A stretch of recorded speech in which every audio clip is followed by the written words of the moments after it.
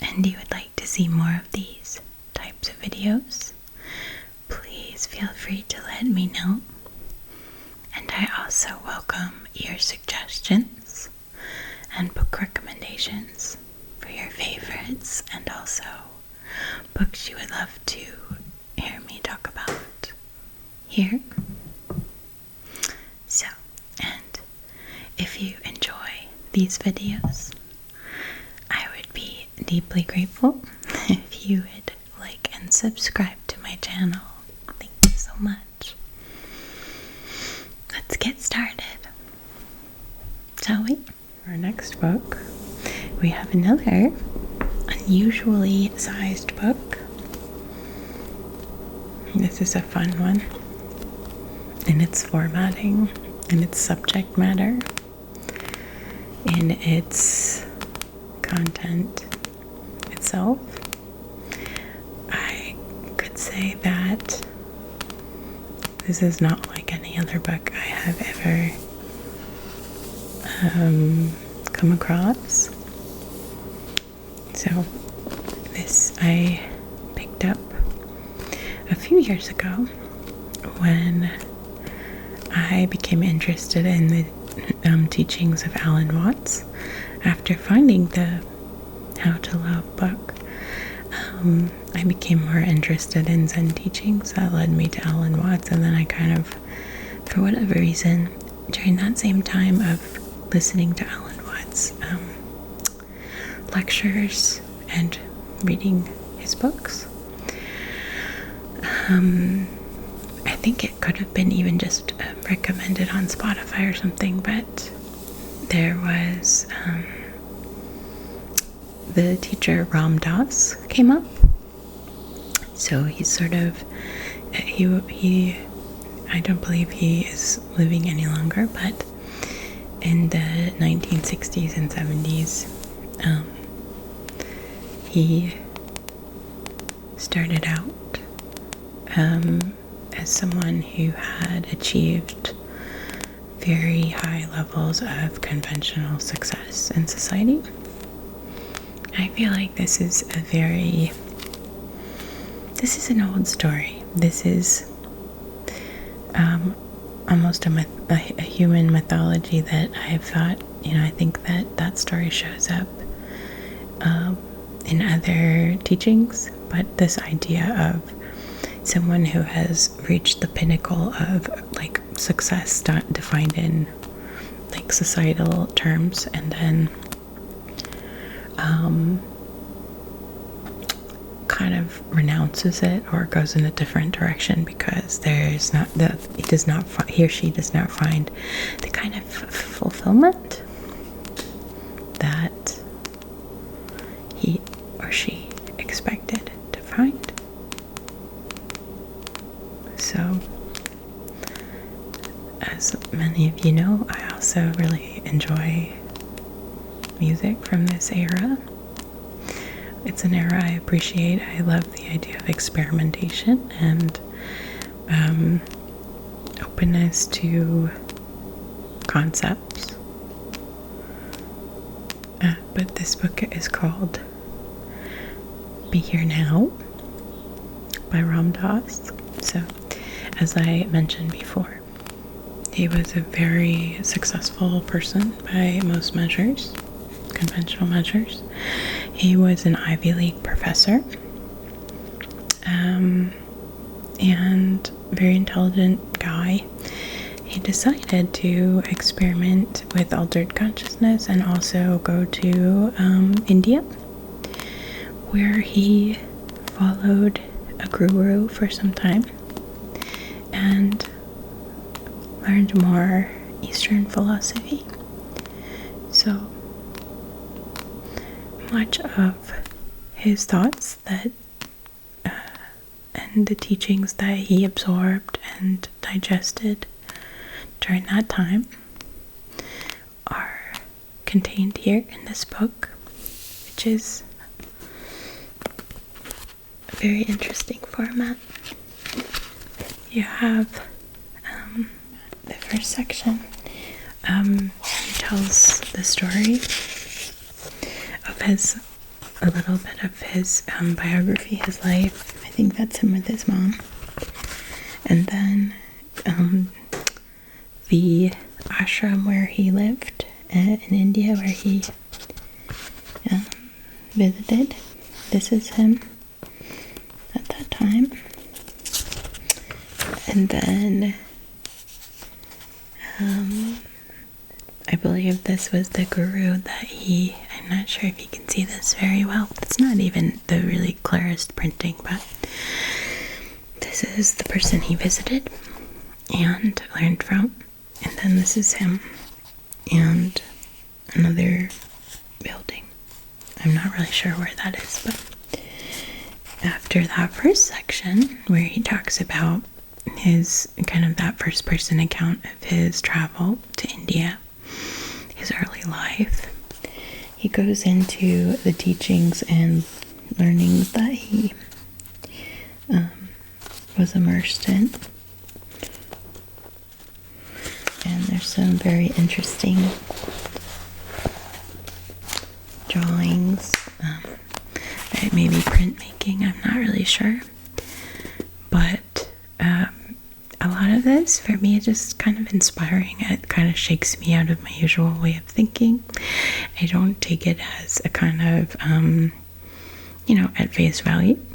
I think that it's interesting. It's even the format, the layout, kind of shakes me out of my usual ways of looking at a book or looking at things. So I'll often return to this book when I just feel uninspired or kind of bogged down by the mundane aspects of everyday life. I would say, like, there are many opportunities for mindfulness in everyday life, but sometimes it's easy to just get lost in the shuffle. So I'll come back to this book and it never fails to give me something to think about.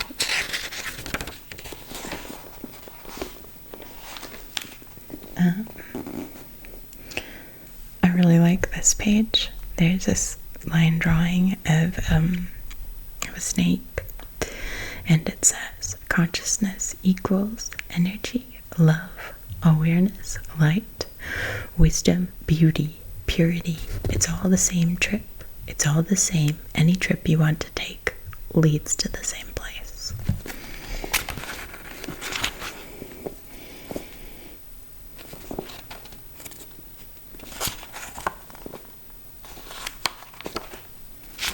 I will just flip this one as well.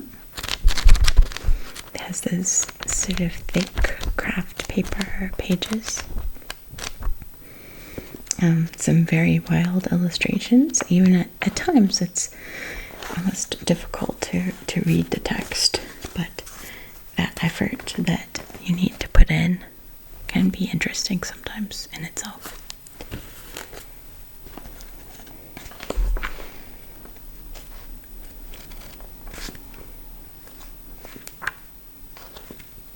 So the last section is the practices that Ram Dass engaged in, and a little glossary of terms. So they include yoga postures and even some recipes, things like that. It's interesting. I do love yoga as an aside. I teach volunteer classes and have been practicing it for longer than I would like to even admit, but I connect with that and really enjoy this book.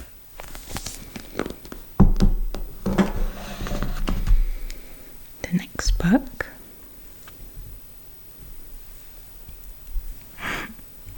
first coffee.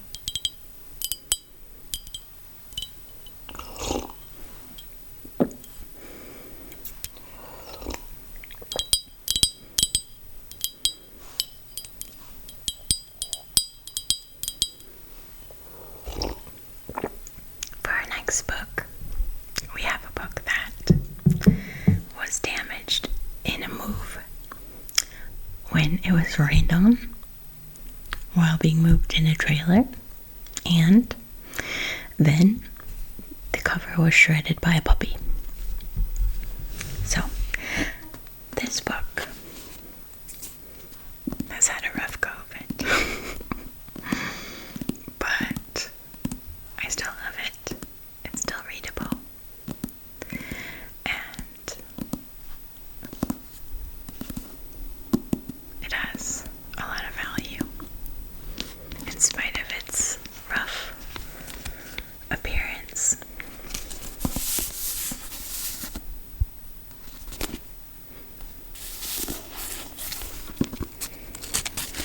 It is a Penguin classic of Russian magic tales. So, fairy tales, legends, magic tales. These are an area of fascination for me and have been for a long time. I love to see what stories people find valuable. I enjoy the mystery of just the strangeness of many of these stories. The characters that recur, like the Firebird, Ivan, who always seems to kind of stumble into success over his cutthroat brothers. Just a wide range of Russian magic tales from different time periods. So, yes, I think the Pushkin ones are my favorite. But there are many kind of thought-provoking and entertaining stories in this book. This is another book that I turn to when I just need some creative inspiration, I need to be shaken out of my patterns of thinking and enjoy a different perspective. And it's also when I just want to relax and unwind. I will say that this has a deeper impact on my life just from the fact that I have a unique connection with Russia in my family heritage and Ukraine, and visited Russia years ago, and it reminds me of the time that I spent on my travels there, which I really enjoyed and hold a special place for in my heart. So Russian magic tales.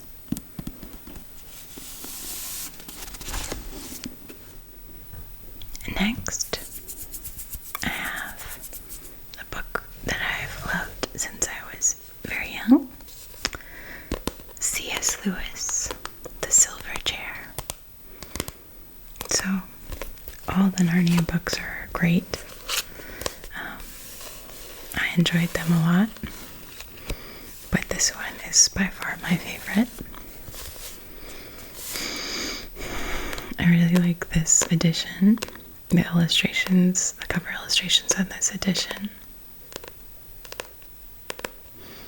I think that I found this collection of the series in a house that my parents were renovating several years ago. And yeah, it's a very satisfying little paperback copy. And I reread the book recently, not having read it since I was a kid, really, and I found it more enjoyable and more impactful than ever. So, one of the things that I love most about it is part of the plot is takes place in an underground world. And as a kid, I thought that was incredible and fascinating, the idea that a whole world could exist underground. A whole different group of people, a different civilization, a secret civilization could exist. It's a really compelling idea. Captures my imagination.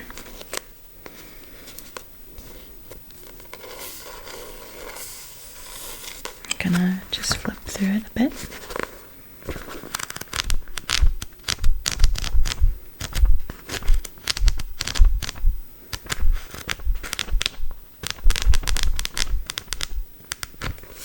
There's a few little illustrations as well. So, yes, my favorite part is probably the underground scenes. It's really powerful. The idea of being trapped in suspended animation and not knowing yourself anymore. That's the idea that stands out most about this story. I think that it can kind of extend beyond the story itself as a metaphor for times when we forget ourselves, or sometimes situations where people exert undue power over other people, and how it's possible to break free and live in your own free will again. So, love this book. Last of all, I have a little book that a friend gave me called Animal Speak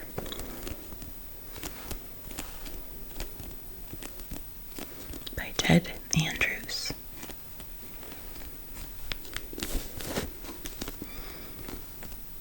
I like the larger format. It's almost a coffee table book size. The concept behind this book is it gathers up symbolism, religious significance, legendary significance of animals across multiple cultures, and puts it into a kind of encyclopedia of animal legends and significance. It's really fun to learn. I think it's really fun to learn what significant spiritual meanings people in different cultures have assigned to animals. This is what it looks like. There's a few little illustrations. It's a really fascinating book. I believe that a friend gave it to me when I noted that I had been seeing a lot of hawks, and each time I saw the hawks, it just kind of struck me, made me think, made me pause, and she said, "Oh yeah, let's look up the hawk in my animal book." And I thought, oh, that's really cool, really interesting. And then she ended up giving it to me because I loved it so much, which is very nice of her.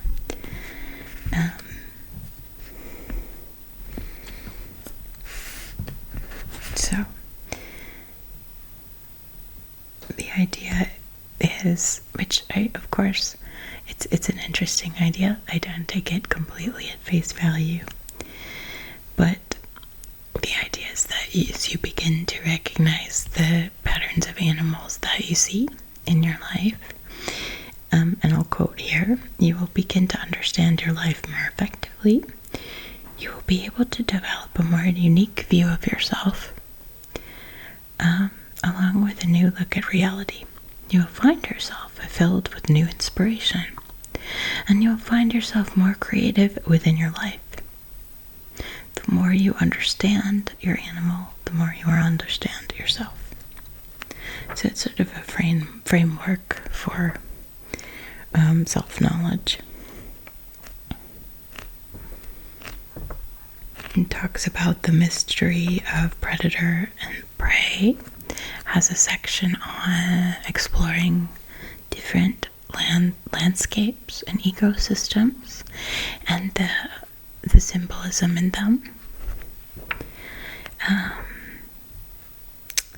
And with a large section on birds. So I love birds.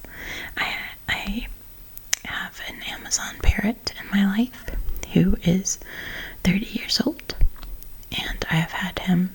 I would say he's a bit of a rescue parrot. I've had him for 4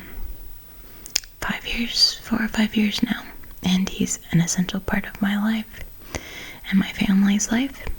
So I've always connected with birds.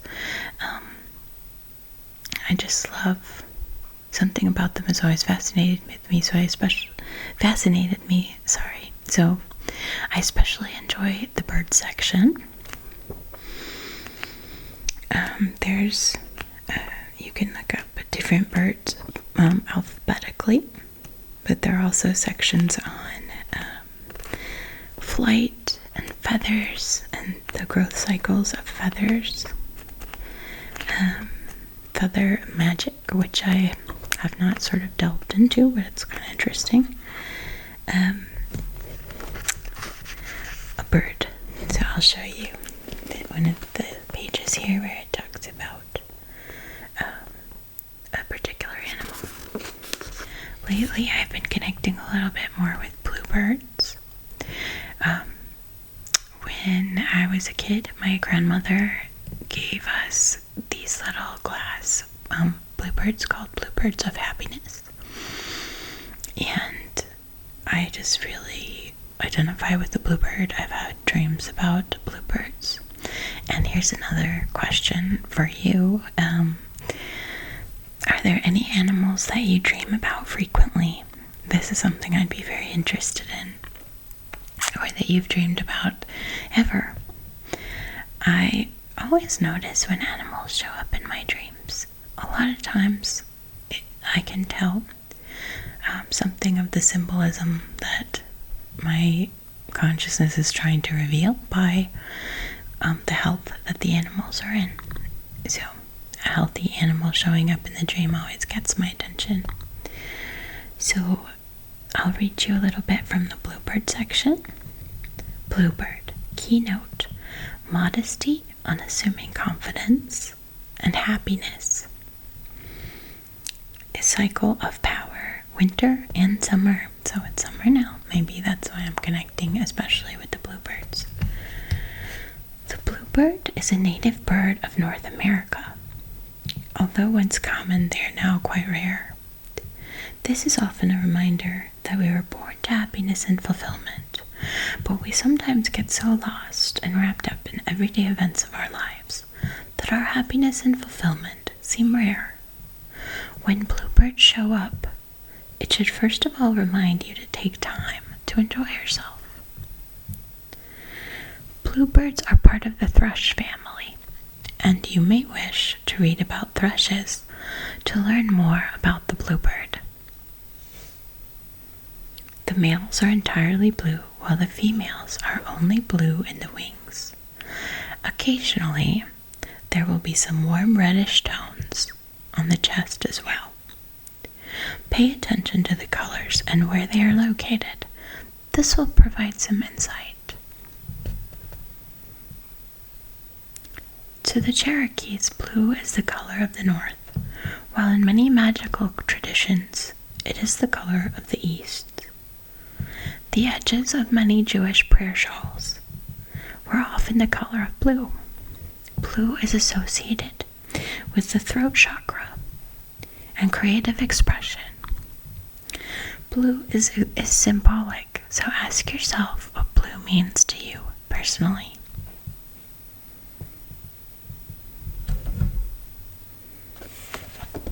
I really like that.